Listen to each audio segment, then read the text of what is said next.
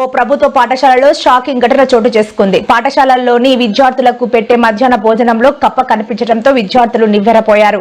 అప్పటికే కొంతమంది విద్యార్థులు భోజనం చేయడంతో వారి తల్లిదండ్రుల ఆందోళన నెలకొంది. విద్యార్థులు తల్లిదండ్రులు తెలిపిన వివరాల ప్రకారం ఓ విద్యార్థికి పప్పు వడ్డిస్తుండగా అందులో నుంచి చనిపోయిన కప్ప బయటపడింది. దీంతో భోజనం చేయకుండా ఇంటికి వెళ్లిన విద్యార్థులు తమ తల్లిదండ్రులకు సమాచారం అందించారు.